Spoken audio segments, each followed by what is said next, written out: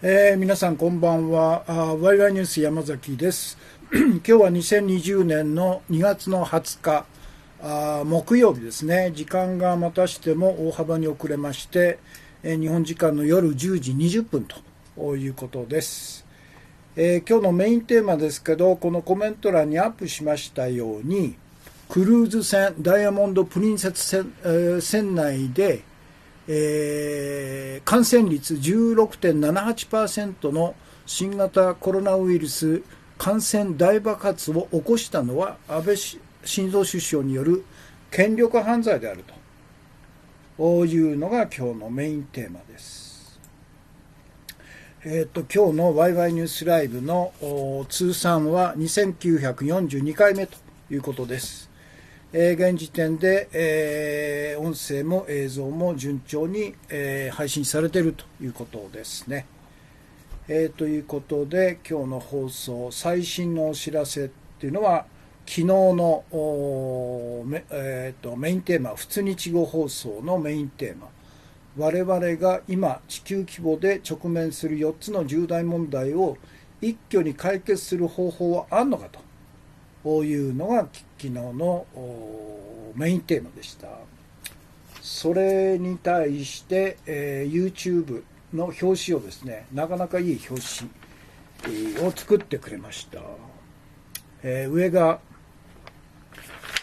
フランス語のタイトルですね。で、下がですね、これはいつも取り上げているイギリスの風刺画家スティーブ・カットさん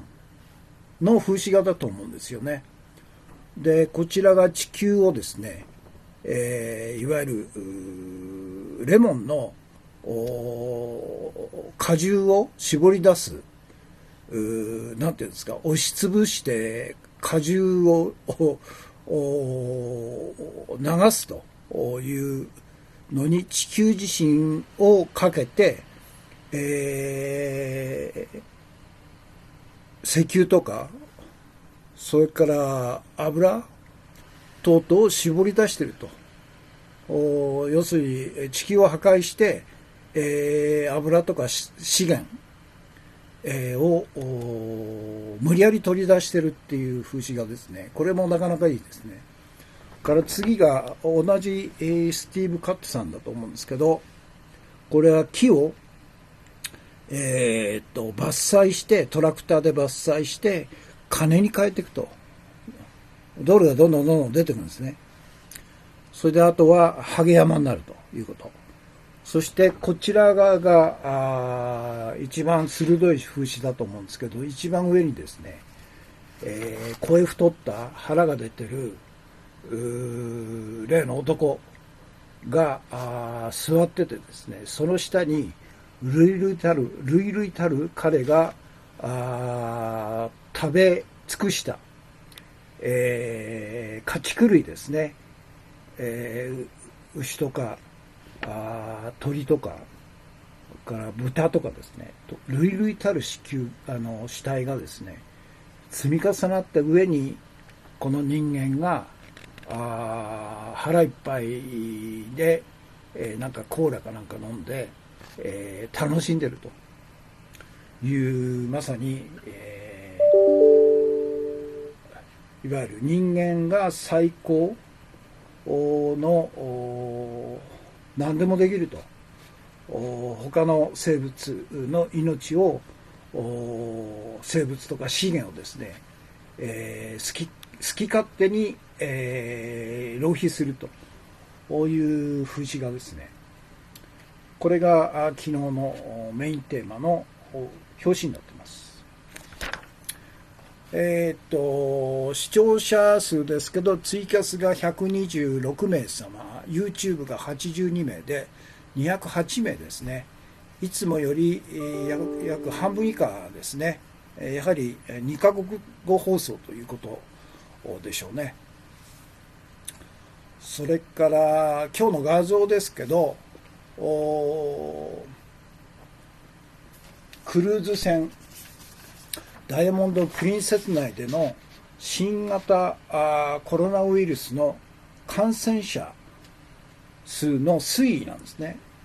これはTBS のニュース23の中、番組の中で出てきたやつで621名あるんですね。昨日付ですね、2月19日付。621名ですよ。それでそんな、2人の死亡が確認されたと。日本人の80歳代の高齢者2人が、入院中亡くなったということで、一番最初がこれが2月の5日から始まってですね、10人、41人、3人、そして、今日70人ですよ。一挙に。その前が88人、その前が99人、その前が70人と。もう完全にこれは、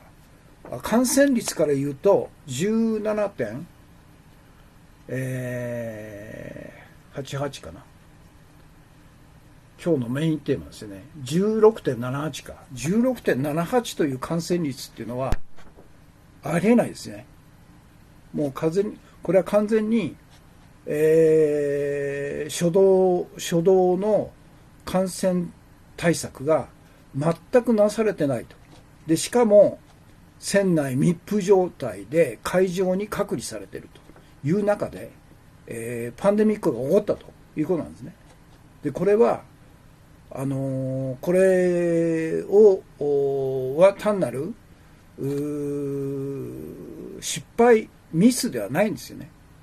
もう明確に安倍晋三による権力犯罪だと、こういうことですよ。で、彼は結局、このクルド船内の感染者数が多くなると国内の感染者数に加算されて、今年夏予定されている東京オリンピック・パラリンピックの開催に悪影響があるということで、最初からですね、厳重な感染症対策を取るべきところを、いい加減な感染症対策を取ったまま会場に隔離して密封したという結果がこれなんですね。まあ今日のメインテーマですけど、この 16.78% のウイルス感染症率っていうのは、例の1918年にアメリカから発生したスペイン風邪の時に2年間で、当時25億人ぐらいの地球の人口に対して5億人が感染したっていうんで、約 20% なんですね。と、それに次ぐぐらいの感染率ですよ。16.78。これはもうやるべきことをやってないという政治的な思惑のために安倍晋三以下3人、今日は3人を挙げましたけど、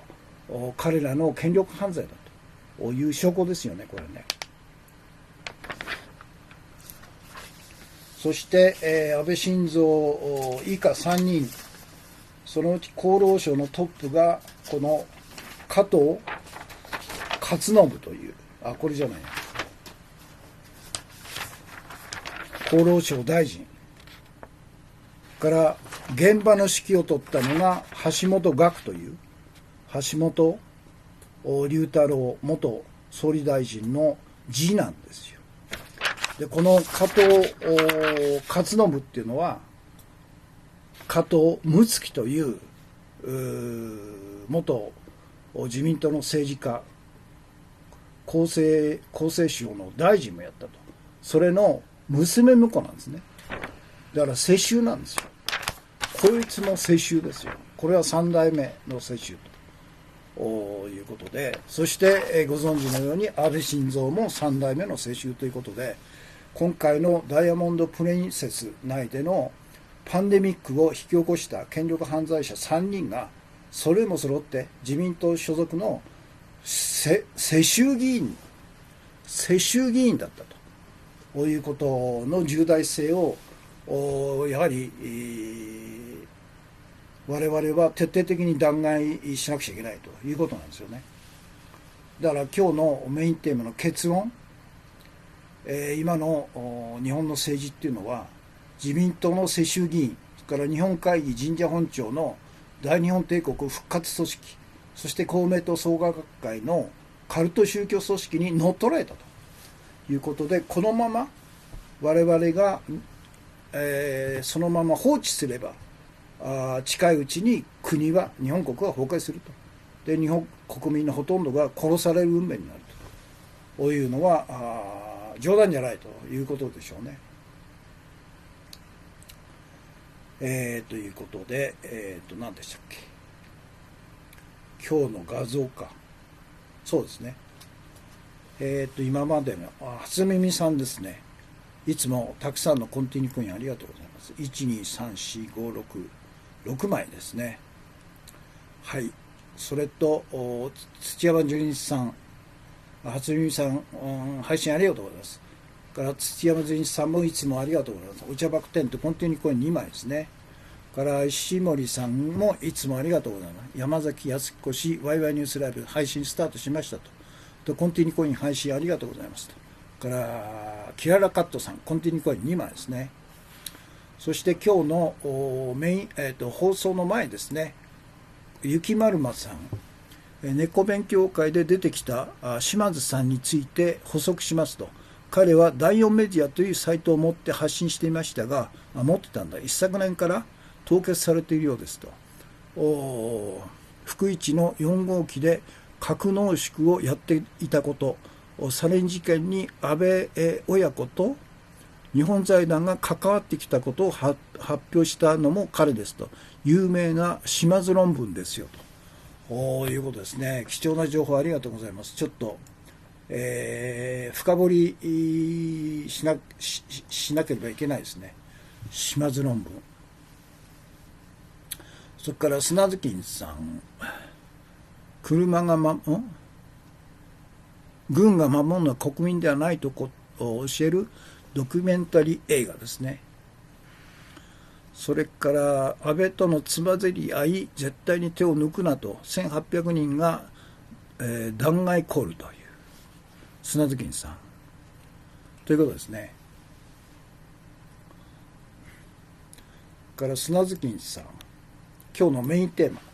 リツイートしてくれました。砂月さん、コンティニューコイン2枚ですね。ということで、今まで取り上げたところをアップします。最初は YouTube の表紙ですね。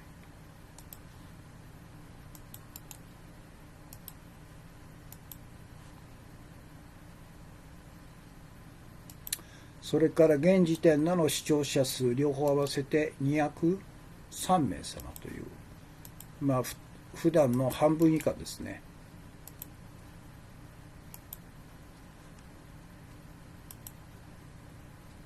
それから今日の画像、このクルーズ船ダイヤモンド・プリンセスでの新型コロナウイルスの感染感染者数の推移ですね。これはTBS のニュース23の中での情報ですね。で、乗客乗員3711人中621人が感染したということは、感染率は 16.78% と異常に高いんですね。これだから完全に感染症対策が失敗したと。その失敗もいわゆる安倍晋三が東京五輪ありきということで、国内の感染者数にクルーズ船の船内感染者数が加算されることを恐れたんですね、彼は。それでおざなりの対策、感染症対策しかしないで、海上に、隔離放置したということが原因なんですね。これ完全に人災ですよ。権力犯罪ですよ。で、その安倍晋三と一緒にですね、権力犯罪を犯したのがこの2人ということで、厚労省トップの世襲議員加藤勝信、それから現場で指揮して、神戸大の教授を追い出したというとんでもないやつが橋本岳という、橋本ガキですよね、まだ46の若ガキですよ。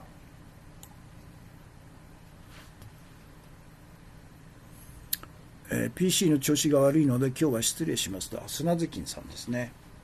はい、わかりましたということです。それから砂月金さんからいつものように山崎氏のキャスは一言一行コメントが集団嵐行為があってから禁止と、このキャスの目的は情報の拡散共有誤算となツイッター連携で、情報拡散共有お願いしますということですね。はい。から K さんがお茶爆店、雪丸松さん、ケーキ、ロスチャイルドの資産強奪法という本、ぜひ朗読してくださいと。これは面白そうですね。資産強奪法という本があるんですね。ちょっと探して手に入れて朗読しましょう。K さん、それからアフターマッチさんがお茶ですね。ということで、どこまで行きましたっけ。そうか。今日の画像ですね。そして今日の映像なんですけど、これが今日のメインテーマと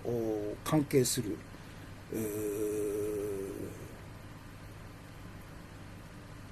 やつですね。で、岩田健太郎さんという神戸大の教授、感染症の大ベテランですよね。この方があまりにも心配になると、それから船内から助けてくれという声が届いたんで、彼は感染症の専門家として、もう20年の経験があると。そしてエボラ出血熱、あるいは SARS で現場での実務経験も豊富だということで、いても立ってもいられないでですね、どうにか知り合いの感染症専門家の知り合いの方の了承を得て、船内に入ったんですけど、1日で、要するに橋本岳厚労省副大臣に、すごい剣幕でですね、追っ払われたということなんですね。で、これの映像で一番最初、彼があまりにもひどいと、船内はものすごく悲惨な状態だということを、単に日本だけではなくて、彼英語が非常に得意なんで、英語で YouTube でですね、19日に、6分ぐらいですけど配信したんですね。でそれがものすごい反響で、日本国内外含めて100万回の YouTube の、回数が回数に上ったということで、全世界にこの情報が流れたんですね。で、それの元々の YouTube 画像がありますので、これは6分25秒ということで、奄美新聞が投稿したやつですね。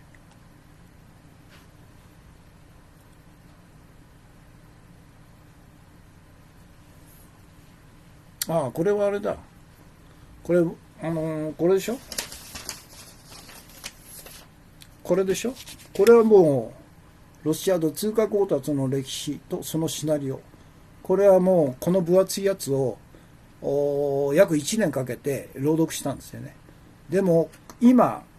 全部じゃないですけど、要点だけ、ポイントだけ再度朗読する価値があるんですね。これやろうと思ってますんで、ご期待ください。孫本民さんという中国の経済学者が書いたロスチャイルド通貨強奪の歴史とそのシナリオ、これは歴史的な名本ですよ。名著ですね。これ再度朗読しようと思ってます。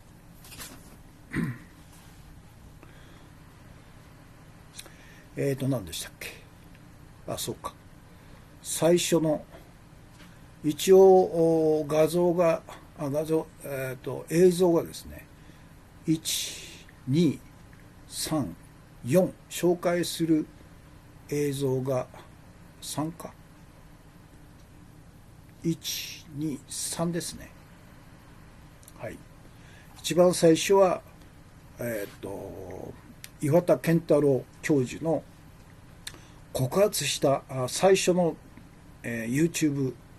映像です。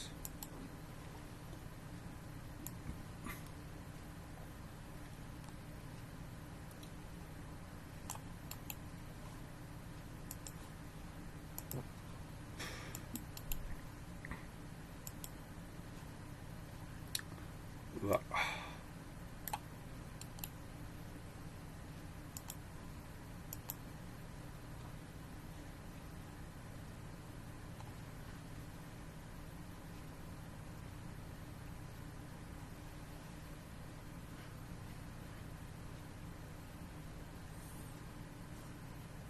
それで、これが URL から2つ目の YouTube 映像。これは、岩田教授がこれがあれですよ。19日に放送したTBS のニュース23と、これの YouTube 映像ですね。なかなかいい8分2秒ですね。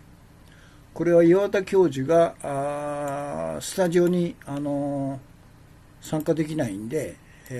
ビデオじゃなくて、テレビ参加っていうんですかね。テレビ中継参加してるやつですね。彼はまだ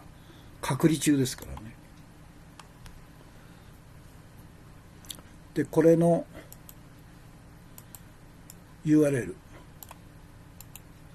で、この番組の中で先ほどお見せした621名の感染者が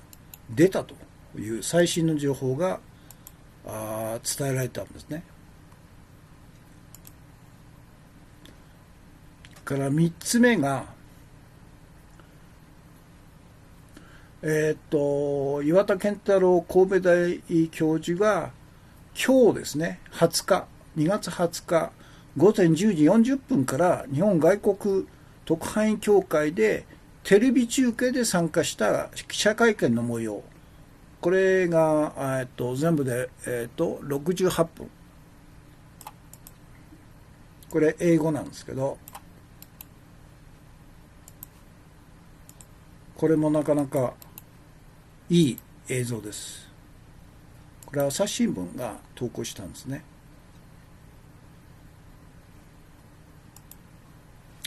それでそれの URL ということです。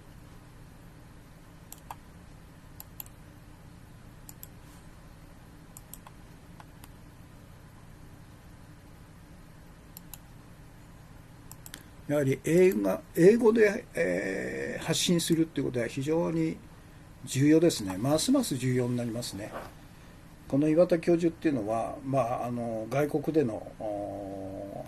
ウイルス感染症対策の現場を数多く踏んでるんで、英語が非常にうまいということで、それが世界中に配信されて、世界中でこの情報が確認されているということですよね。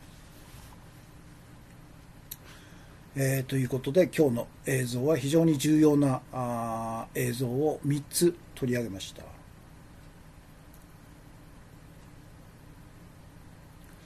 それで今日の一言の中で、岩田教授はですね、今日の段階でこのYouTube 映像を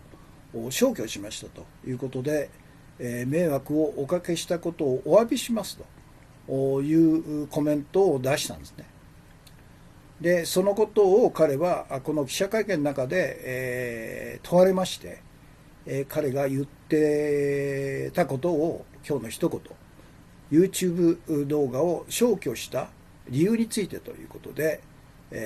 この言葉を紹介すると、今日の一言の中で紹介すると、彼は何言ったかというと、動画の公開によってクルーズ内の状況はある程度改善されたと。またあの動画を誰かに対する敵意の表明を意図的にしたものだとする声を散見したが、そういった意図はなく、またクルーズ内の感染対策を改善するという目的は達せられたので動画を取り消したと。クルーズ船内での感染対策はひどいものだったが、日本国全体におけるウイルス対策についてはよく行われていると考えていると、こういうコメントを出したんですね。でも彼は初期の目的を達したんで、むやみにですね、このことを論争として長引かせても仕方ないという賢明な方法だと思いますよね。いいんじゃないですか。一件落着ということで、彼としては。でも野党との討論会とか、あるいは外国人特派員協会での今日の会見とかで、彼は沈黙したんじゃなくて、彼のやり方で情報発信を続けているということなんで、彼はそういう意味ではしたたかだと思いますよね。今日の一言。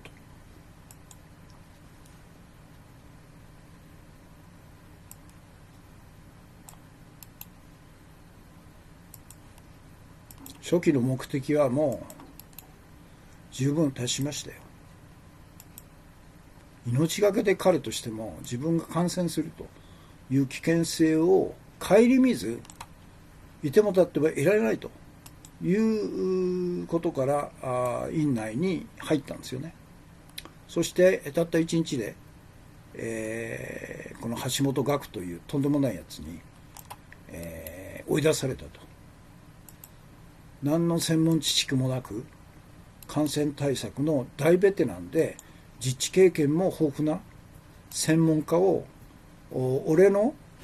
知らないところで勝手に院内に入り込むのは許せない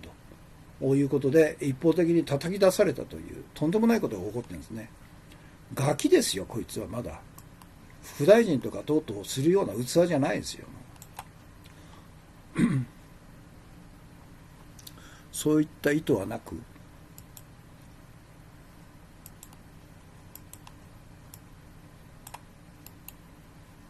一定程度改善が見られたということで、彼が言っている汚染ゾーンと非汚染ゾーン、赤とグリーンのゾーン分けが改善されたという知らせが来ましたということを言ってましたけどね。ということです。今日の一言。そして今日の推奨本ですね。グレタたった一人のストライキということで、3年前に彼女がたった一人でスウェーデン国会議事堂の前で気候変動反対のストライキをこのように座り込みで始めたんですね。金曜日、学校を休んで。でそれが今では世界各国数百万人に影響を与えて、多大なる発信力、影響力を持っているということで、たった一人でいいんですよね。本当。ということです。今日読むところ31回目。1ページですね。それでも変化は起こらないということです。読みます。2017年夏、気候問題に関する6人の先駆的な研究者と政策立案者たちが科学誌ネイチャーに寄稿したと。彼らは人類は3年以内に排出量カーブを急降下させねばならないと主張したと。この気候を守るためにはあと3年しかなく、このままではパリ条約の2度目標を達成できないし、人間には制御できない気候破壊の負のスパイラルが始まってしまうだろうと。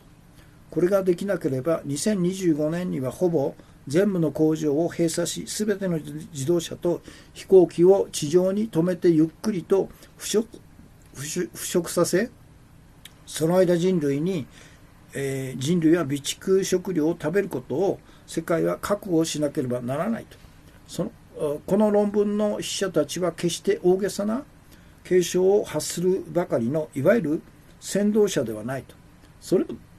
れどころかワシントンポスト紙は彼らは楽観主義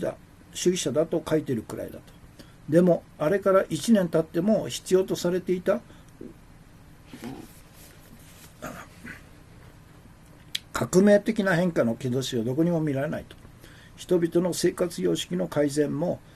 スウェーデンは先駆的な国ですと何度も聞かされてきたけれど、現実には先駆的な国なんかどこにもないと。どうやら気候のための戦いとは気候を救う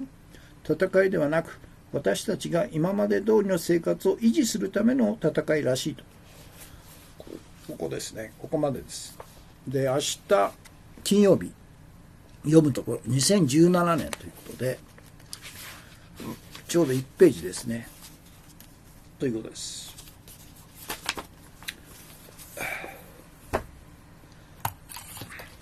なんかしゃっくりが止まんないんで水を飲みますね。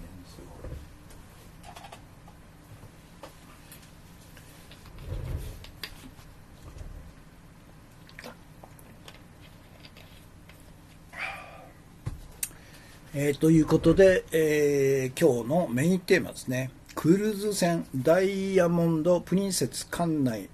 での感染率 16.7%、16.78% の新型コロナウイルス感染大爆発を引き起こしたのは安倍晋三による権力犯罪であるというのが今日のテーマですね。メインテーマ。クルーズ船ダイヤモンド・プリンセスの乗客乗員3711人中2名が死亡し621人が感染したと。これは2月19日現在ですね。で3711人中621人が感染したということはウイルス感染率 16.78% ということであると。このウイルス感染率 16.78% は1918年に米国カンザス州の米軍基地から発生し2年間で全世界5億人に感染し5000万人から1億人が死亡したと言われるスペイン風邪の感染率 20% に次ぐ異常に高い感染率であると。で安倍晋三首相はグループ船の感染者を国内感染者数に数えず少なく見せるためいい加減な感染症対策のまま海上を隔離したんだということなんね。で安倍晋三首相は国内感染被害の拡大が今年夏に開催予定の東京オリンピック・パラリンピック開催に悪影響が出ないように本来であれば厳重な感染症対策をグループ戦で取るべきところをいい加減な感染対策で、お茶を濁し3711人を長期間海上に隔離し閉じ込めたと。で感染症専門家の岩田神戸大教授が YouTube で証言していることを聞けばですね、いい加減な感染症対策だってことがよくわかると。で彼はこう言ってるんですね。アフリカにいても中国にいても怖くなかったわけですが、ダイヤモンド・プリンセスの中はものすごい悲惨な状態で心の底から怖いと思いましたと。これはもうCOVID-19 に感染してもこれはコロナウイルスの病名ですね。コロナウイルスの正式科学名ですねに感染してもしょうがないんじゃないかと本気で思いましたと。でもうどこの手すりとどこの絨毯、どこにウイルスがいるのかさっぱりわからない状態で、いろんな人がアドホックに、PPF をつけた手袋をはめたり、マスクをつけたり、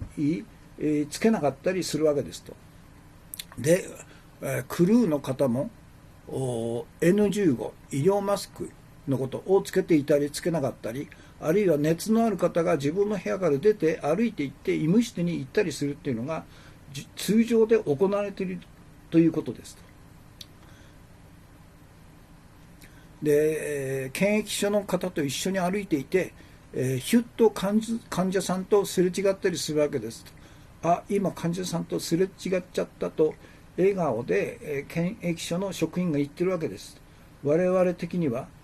超非常識なことを平気で皆さんやっていて、みんなそれについて何も思ってないと。聞いたら、そもそも常駐しているプロの感染対策の専門家が一人もいないと。こういう状況なんですね。これだからパンデミックが起こったんですよ。で、これは安倍晋三首相、厚労省のトップ加藤勝信厚労大臣、それから現場責任者の橋本岳厚労省副大臣による権力犯罪だと。で、しかもこれら3人の権力犯罪者っていうのは全員自民党所属の世襲議員なんだと。こういうことですね。で、安倍晋三首相っていうのはご存知のように、祖父が岸信介元首相、実父が安倍晋太郎元外相と。三代目の世襲議員です。から2人目の加藤勝信厚労省大臣、これは岳父ですね。娘婿加藤睦月という元農水大臣の娘婿なんですね。2代目、世襲議員と。から橋本岳厚労省副大臣、これは祖父が橋本龍吾っていうんですね。昭和初期の政治家なんですね。そして実父が橋本龍太郎元首相、橋本龍太郎の次男なんですね。まだ若いんですよ。46かなんかな。ガキですよ。何にも分かってない。何の苦労知らず、親の七光、おじいさんの七光で、国会議員に、なっちゃったというとんでもないやつですよ。で、今日のメインテーマの結論、自民党の世襲議員と日本会議神社本庁の大日本帝国復活組織と公明党創価学会のカルト宗教組織に乗っ取られた日本は、このままいけば国が崩壊し国民が殺される運命にあるというのは明白だと、こういうことなんですね。それで関連情報の一として、加藤勝信とは何かというウィキペディアですね。で、彼の所属団体は創生日本事務局長、新党政治連盟国会議員懇談会、これは神社本庁から日本会議国会議員懇談会、これは日本会議ですね。それから平和を願い真の国益を考え靖国神社参拝を支持する、これは靖国神社ですよ。から速やかな政策実現を求める有志議員の会、これはよくわかんないけど、ということで、まさに、靖国神社本庁から日本会議系の大日本帝国復活国会議員なんですね。それから橋本岳とは何かと。彼は橋本厚生労働副大臣、厚生労働大臣政務官、自民民主党外交部会長、自由民主党厚生労働部会長など歴任と。だから橋本龍太郎が厚生族だったから、その世襲議員も厚生族になるということになってるんですね、自民党の中では。で、学歴としては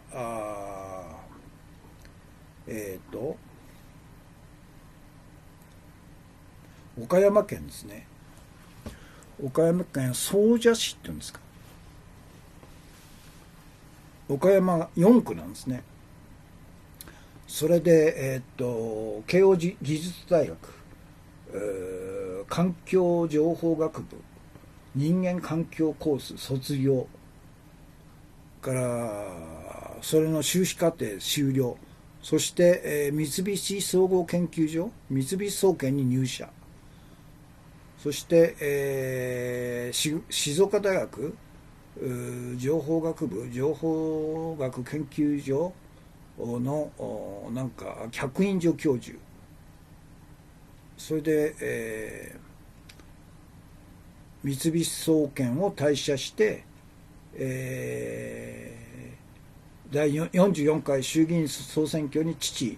龍太郎の地盤を継ぎ岡山4区より出馬と、ただ民主党公認の議員に敗れたが、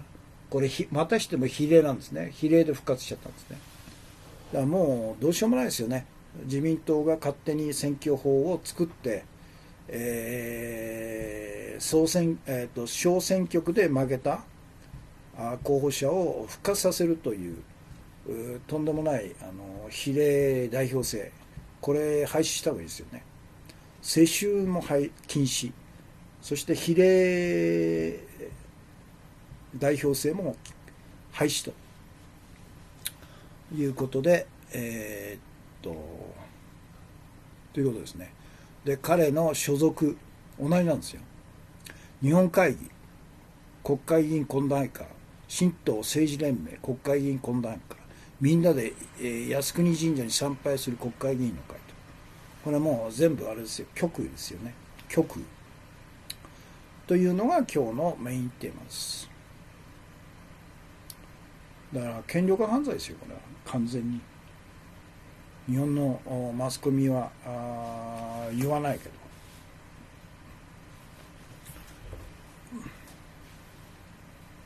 ということで今日のメインテーマのポイントをアップします。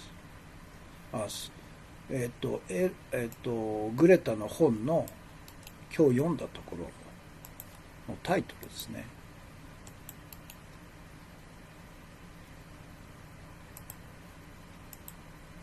そして今日のメインテーマ、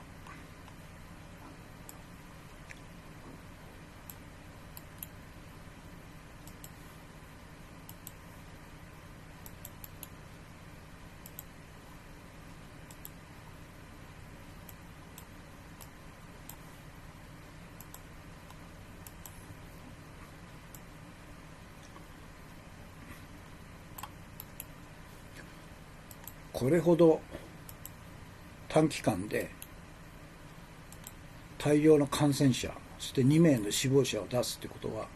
もうパンデミックですよ。感染大爆発が起こったということでしょう。 16.78% 感染率で、この感染率は1918年にカンザス州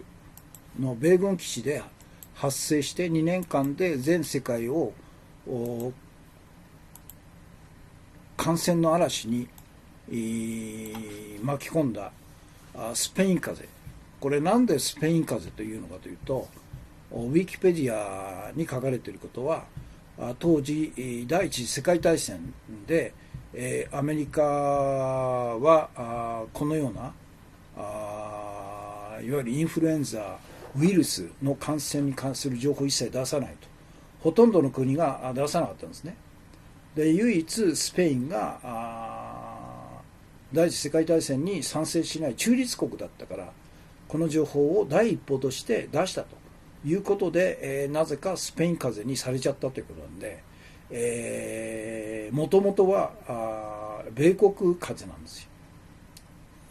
で、その当時の世界の全人口が25億人ぐらいだということだと、5億人が感染したということは 20% なんですね、感染率。ですから今回のダイヤモンド・プリンスの 16.78% の感染率というのはそれに次ぐというぐらいの大爆発だったわけですよね。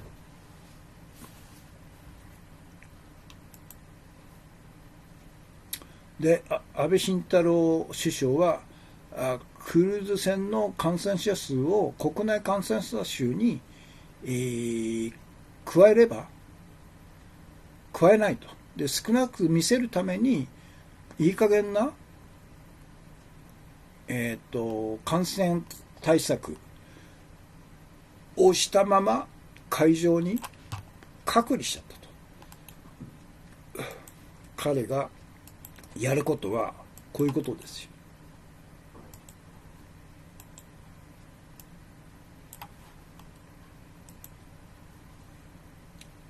安倍首相は国内感染者数の感染被害が拡大し、今年夏に開催予定の東京オリンピック・パラリンピック開催に悪影響が出ないように、本来であれば厳重な感染対策をクルーズ船で取るべきところを、いい加減な感染対策しか取らないで、そのまま密封状態で会場に隔離しちゃったということが原因なんですね。で、このことを感染症専門家の岩田神戸大教授が館内に入って、でその様子を YouTube で、証言してるんですね。だから本当にいい加減な感染症対策であるってことが彼の証言で、よくわかるんですね。で、彼が中に入んなければこういうことが外に知られることはないということなんですね。なかったと。で、アフリカにいても中国にいても怖くなかったんですが、今回のダイヤモンド・プリンセスの中ではものすごい悲惨な状態で心の底から怖いと思ったと。これはもうコロナウイルスに、感染してもしょうがないんじゃないかと本気で思ったということで、それほど大の専門家が心底から恐怖に感じたほどいい加減な対策しか取ってなかったということなんですね。で、もうどこの手すりとどこの絨毯とどこにウイルスがいるのかさっぱり分からないと。いろんな人がドアでアドホックに、PPE をつけたり手袋をはめたりマスクをつけていたりいなかったりしたと。もうバラバラなんですね。大混乱しているということですよね。のこのこさんコンティニューコインですね。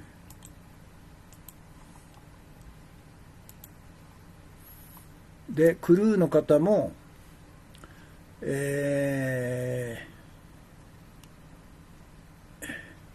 N95 医療マスクをつけていったりつけなかったり、あるいは熱のある方が自分の部屋から歩いていって医療室に行ったりしているというのが通常で行われていると。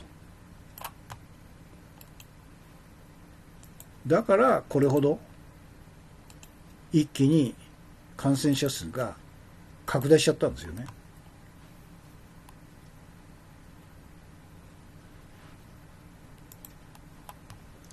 で、検疫所の方と一緒に歩いていて、ヒュッと患者さんとすれ違ったりするわけですと。今患者さんとすれ違っちゃうと笑顔で検疫所の職員が言ってるわけですと。ひどいね。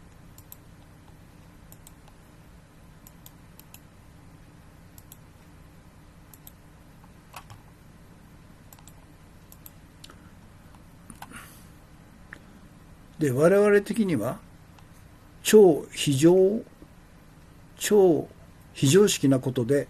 平気でみんなやっていて、みんなそれについて何も思ってないと聞いたら、そもそも常駐しているプロの感染対策の専門家が一人もいないと。この程度なんですね。その結果がこれだけの大拡大につながっちゃったと。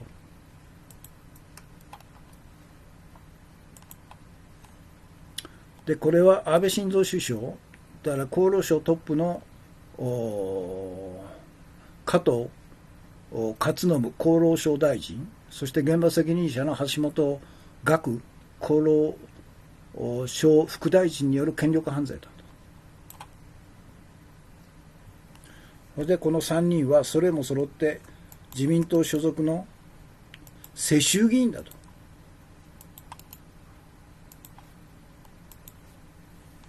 いうことですね。で世襲議員とは何かというと、安倍晋三は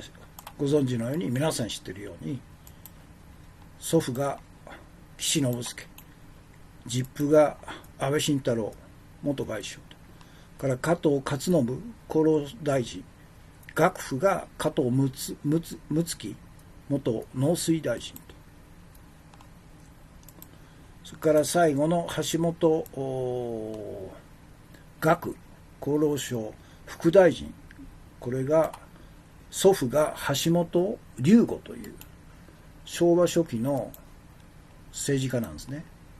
そして父親が彼次男ですから、橋本龍太郎元首相ということです。それで結論として、自民党の世襲議員と日本会議神社本庁の大日本帝国復活組織と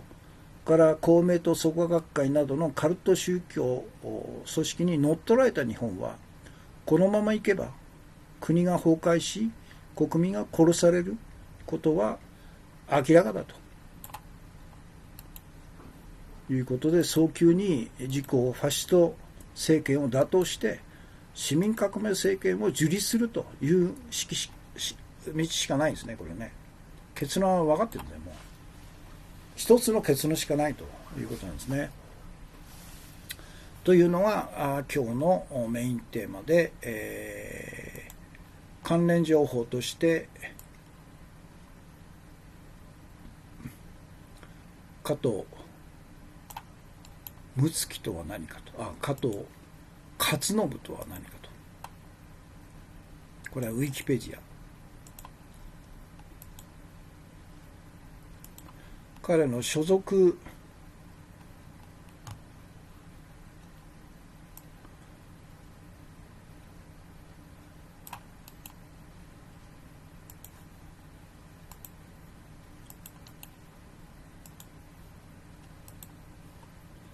それから橋本岳、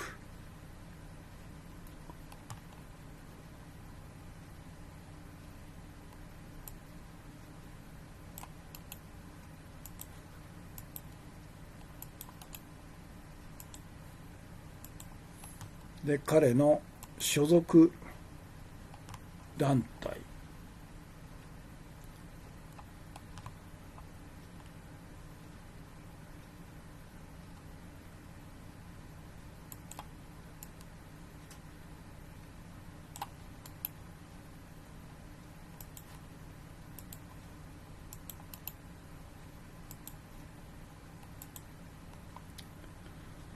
ということです。今日のメインテーマはそういうことです。今で、時間で54分05秒ですね。同時刻で、視聴される方が37名、全体で108名様、コメントが39件ですね。ということです。で、今日のトピックス、クルーズ船の乗客2人死亡と、新型コロナ感染者確認の80代の男女ということで、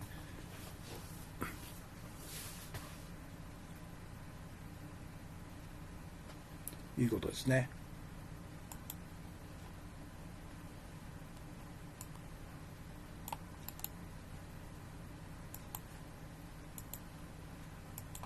重症の方が結構いるんで、これからも亡くなる方が出てくるんじゃないですか。から2つ目、新型肺炎エアロゾル感染の可能性があると、病原体空気を漂うということで、これは朝日新聞デジタル、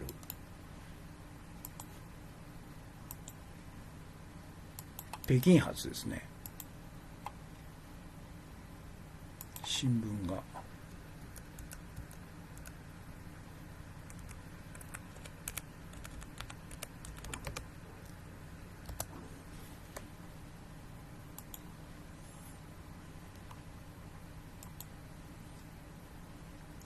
それから3つ目、クルーズ船告発の、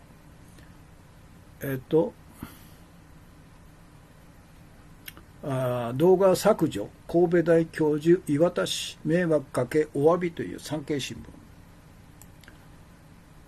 これは初期の目的を達成したということなんですね。これは賢明なあれですよ。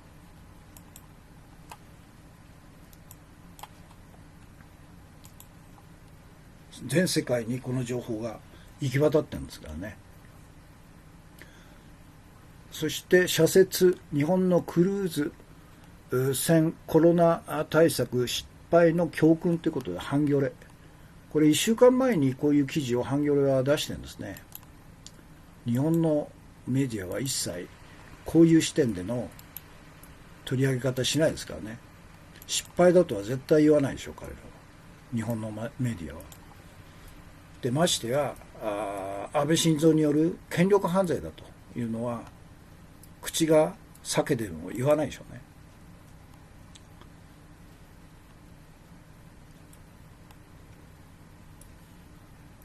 そして、5つ目が自民の圧力か、穴ホテル表変しメディアの質問にゼロ回答ということで、当然自民党から脅しがかかったんでしょうね。担当者が呼ばれたと言ってるんで、でもまあこれほどはっきりですね、安倍晋三の嘘をこれで、明々白々に暴露したというメリットはありましたよね。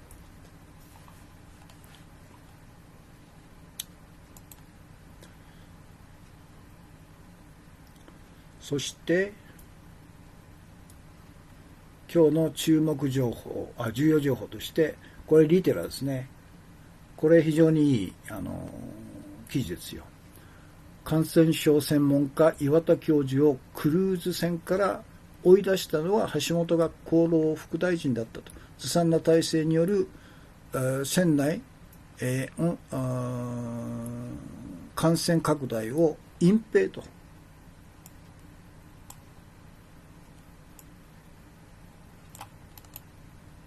これリテラス。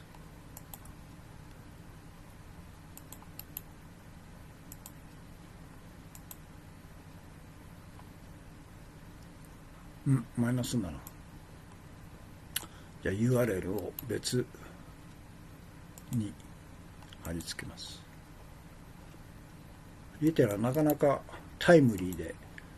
鋭い記事書きますよね、相変わらずね。噂の真相の副編集長が舞台が入ってるから、これほど的確な記事がすぐに出せるんですね。大したもんですよ。ということで今日の放送はこういうことで、権力犯罪だということですよ。こんな権力犯罪を決して許さないと。で単に安倍晋三だけ許さないんじゃなくて、この間戦後70年以上日本の政治を独裁してきたアメリカの傀儡政党自民党と、それからカルト宗教公明党総合学会、そして、日本会議とか神社本庁とか靖国神社等々の大日本帝国を復活させるという天皇教崇拝者たち、それに、乗っ取られたという日本はまさにこのままいけばですね、我々国民のほとんどが殺されると、あるいは日本国自体が衰退し崩壊するということをもう目に見えてるわけですよね。だからそれを我々はどうするのかということで、単に他人事じゃなくて自分の生活、命、あるいは自分の家族の生活命、自分の友人たちの生活命、そして、日本全体の生活、そして、命、そして、世界全体の人々の生活と命を守るために、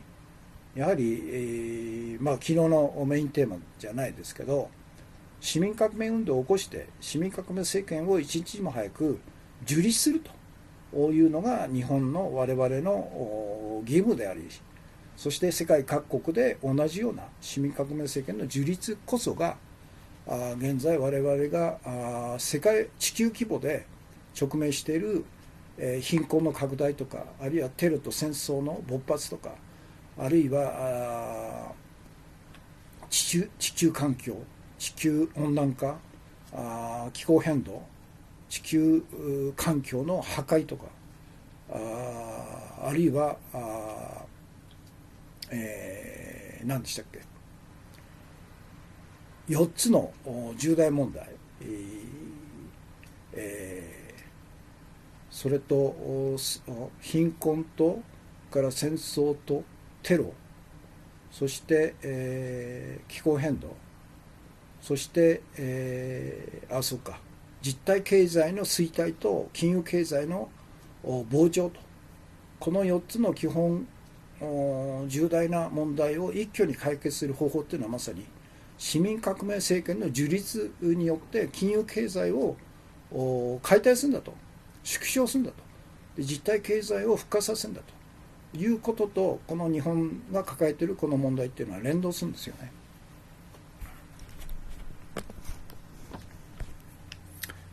猫太郎さん、こんばんは。配信ありがとうございます。リテルにもう一つ気になる記事がありましたよと。岩田教授に対する政府の反論は真っ赤な嘘。他の医師もずさん管理を証言ということですね。はい。これは明日